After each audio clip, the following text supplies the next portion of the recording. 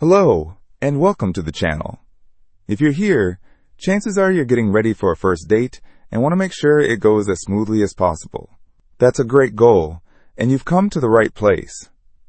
First dates can feel like a high-pressure situation, a make-or-break moment. But what if I told you they don't have to be? What if you could walk away from any first date, no matter the outcome, feeling confident that you presented the best version of yourself? Today, we're going to break down 5 essential tips that will help you do just that. These aren't about playing games or being someone you're not. They're about setting yourself up for success and ensuring you have the best possible experience. So, let's get right into it.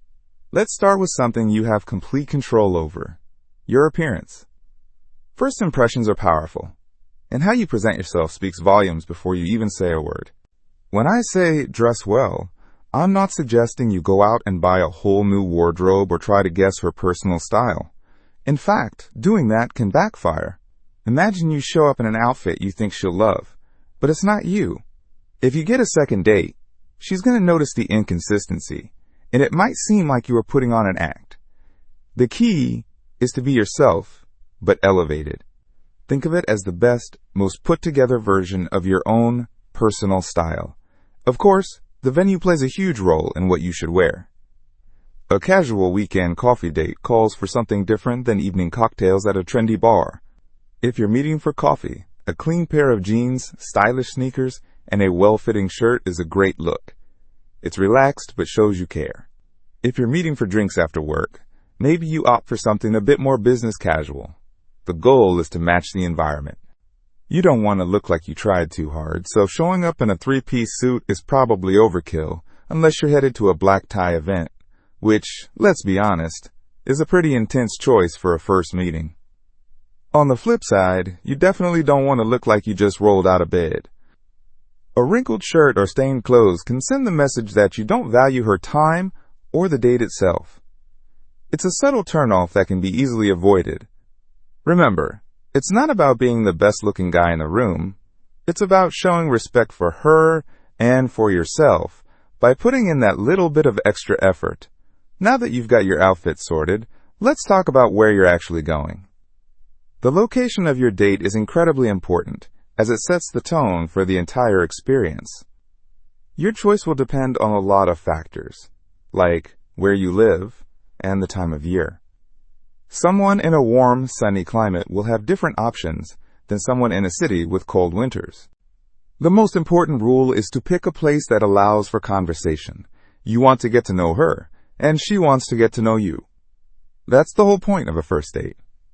With that in mind, I want to gently steer you away from a few common but less than ideal first date spots. First, bringing her back to your place is a no-go. It's too personal, too fast, and it removes all the mystery. You want to leave some things to the imagination and build a connection in a more neutral setting. Second, avoid the super fancy, expensive dinner. Why would you want to invest a significant amount of money in someone you've just met? It puts a lot of pressure on both of you. Plus, if you realize 20 minutes in that there's absolutely no chemistry, you're trapped for a multi-course meal. It's awkward for you, it's awkward for her, and it's an expensive lesson to learn. And please, for the love of all that is good, do not take her to a movie. You'll spend 2 hours sitting in silence in the dark next to a stranger. It's the opposite of getting to know someone. Instead, opt for something casual and fun, where conversation can flow naturally. A coffee shop, a casual bar for a drink, a walk in the park, or even a fun activity like mini golf can be great options. These settings are low pressure and allow you to focus on the connection. This brings us to what is arguably the heart of any first date, the conversation. This is where you truly discover who she is and whether you have a connection. Your main goal here should be genuine curiosity. Ask her questions about herself, her passions, what she enjoys doing, and when she answers, really listen. Pay attention to the things that make her eyes light up when she talks about them. Those are the topics to explore further. See if you can find common ground and build on those shared interests. The conversation should feel like a natural give and take. One of the biggest mistakes you can make is to dominate the conversation and talk only about yourself. I'm sure you're a fascinating person with great stories, but a first date isn't a monologue. If you spend the entire time talking about your job, your hobbies, and your accomplishments without asking her anything, it's incredibly off-putting. It signals that you're not genuinely interested in her as a person. It's equally frustrating if you're the one asking all the questions and she's giving you nothing back. If you feel like you're pulling teeth to get her to talk, or if she seems completely disengaged, that's valuable information. It might be a sign that she's just not that interested, and that's okay. Not every date will lead to a second one. The goal of the conversation is to see if there's a spark, a reason to want to learn more about each other. By the end of the date, you should have a good enough sense of who she is to decide if you want to see her again. As the date progresses, you'll need to make a judgment call. Is it time to wrap things up, or is there potential to extend the evening? This is another reason why choosing a venue with a clear endpoint is so helpful. For example, if you meet for coffee, the date naturally concludes when you finish your drinks. At that point, you can assess the situation. Are you both having a fantastic time? Is the conversation flowing effortlessly? Are you getting signals from her that she doesn't want the date to end? If the vibe is right, don't be afraid to be spontaneous. You could suggest a walk, grabbing a bite to eat, or checking out another nearby spot. This shows that you're enjoying her company and that you're resourceful and fun. Spontaneity can be incredibly attractive. On the other hand, if you're not feeling it, or if she seems ready to leave, it's perfectly fine to end the date there. You don't need to force it. Be polite, say you had a nice time, and part ways. There's no need to drag out a date that isn't working. And a quick note on a classic tradition, pay the bill. I know we live in modern times, but on a first date, taking the initiative to pay is a simple, classy gesture that most women appreciate. It avoids that awkward moment when the check arrives and you both stare at it. Just handle it. It shows confidence and generosity. If she offers to split it, you can politely decline. It's a small thing that makes a big impact. Finally, we've arrived at the end of the date. This is where clarity is your best friend. How you handle the next steps can make all the difference. If you had a great time and you genuinely want to see her again, let her know. It doesn't have to be a grand declaration. A simple, I had a really great time with you tonight and I'd love to see you again. Perfect.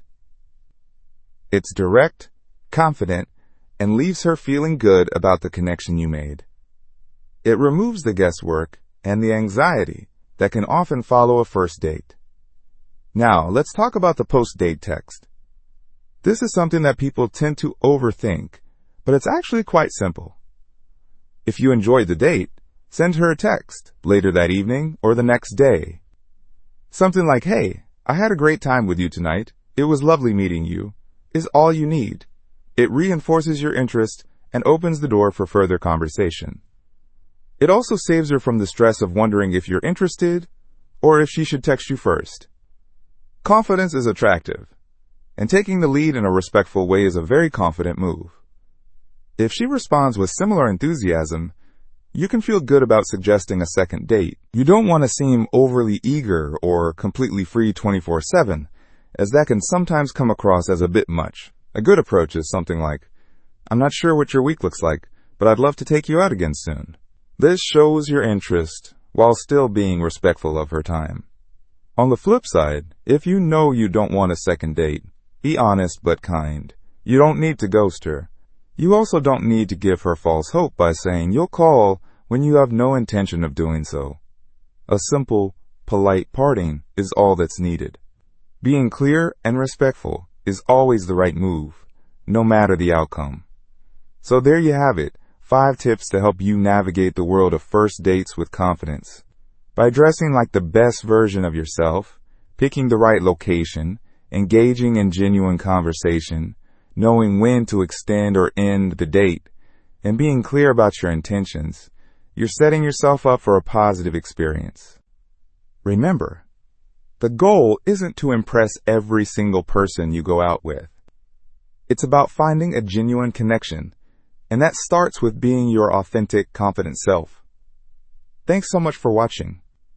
If you found this video helpful, be sure to give it a thumbs up and subscribe for more content. And I'd love to hear from you in the comments below. Share your own first date stories, the good, the bad, and the funny. We can all learn from each other's experiences. Until next time, take care.